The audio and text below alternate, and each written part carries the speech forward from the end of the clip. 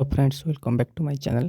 Friends, आज भिडियोटी बहुत छोट हो जहाँकि बहुत इनफॉर्मेटिव हम। तेणु आपण जदि प्रथम थर पर आम चैनल को विजिट करें चैनल को सब्सक्राइब करने को जमार भूलें नहीं। फ्रेंड्स, इतिमध्य आपण जानते जे ओपीएससी पीजीटी जो फॉर्म फिलअप चली किसी दिन मध्य ओभर हो। तेणु आपण जदि फॉर्म को फिलअप करना फिलअप करनी एवं जदि आपण मानकर कंप्यूटर संपर्क कौन प्रकार डाउट अच्छी वीडियो बनई जहाँकि पूरा माने कन्फर्म वीडियो जहाँकि मुझे ओपीएससी जाइए और पाखर डाटा नहीं आपण वीडियो देखी। जदि आप वीडियो टी देखी ना निश्चय देखने। तो आज वीडियो आम कथा कौन रही एग्जाम डेट। तो फ्रेंड्स, मुझे ओपीएससी ऑफिस जाइली तो सेठी मु आपण मानक पचारि बुझी जे एग्जाम एबे हबाकू बहुत लेट अच्छी। लेट माने मिनिमम तो 4 मासर गे पर ही आपण मानकर एग्जाम हम।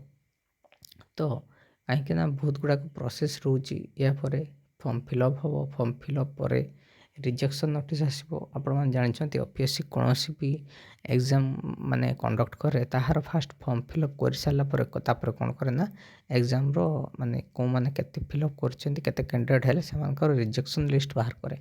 ओके, रिजेक्शन लिस्ट बाहर कलापर तापर जाकि से टेंटेटिव डेट फिक्स हुए। ओके, जहाँकि माने वेरियस एग्जाम डेट फिक्स हुए। तो से पीजीटी गोटे तो डेट फिक्स है जाकि आपण मानकर एग्जाम हम। कहीं से टेंटेटिव डेट भी कन्फर्म डेट नुह।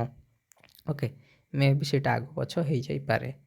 तेणु आपण मैंने धरिकी चलतु मिनिमम ए 4 मास माने टाइम अच्छी आपण पाखे। तो मिनिमम 4 मास पर ही आपण मानकर एग्जाम हम। तो यहाँ हूँ फेब्रुआरी, मार्च, एप्रिल, मे, जून। ओके, जून रे ही बा जून पर ही एग्जाम हम। जून माने जून लास्ट कि जून पर ही आपर एग्जाम हम। तेणु आशा करूँ वीडियो माध्यम आपको कंप्लीट इनफॉरमेशन दे पारिछि। जदि वीडियोटी इनफॉर्मेटिव लगुए आपण चैनल को सब्सक्राइब करने को जमार भूलिए नहीं।